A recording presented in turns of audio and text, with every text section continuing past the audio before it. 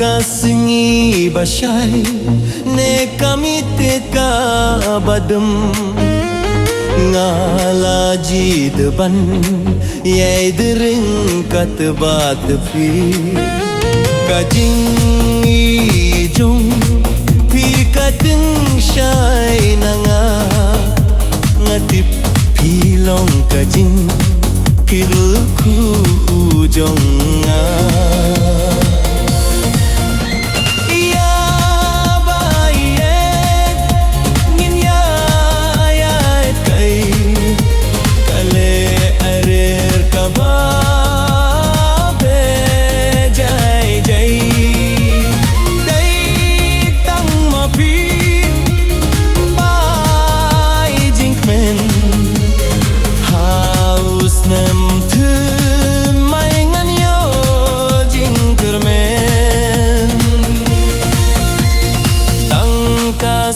jong pi kapin skabha kakipi jong pi batas hem ya anga kalin pi jong gi kan long ka ba pernai ha ka jing yit nhìn ya te thum mai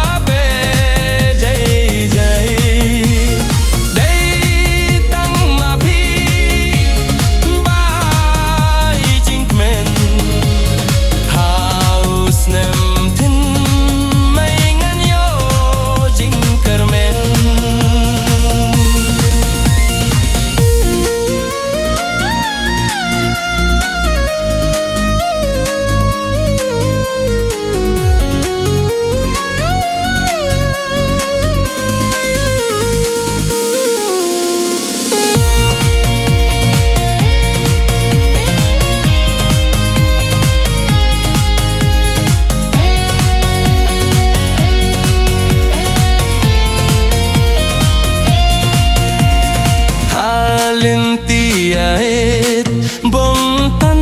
jing pir khat ngaseng schem ba piai long ring kat lang idon ka jing kirmen ba kala wai jong ni dap ta jing men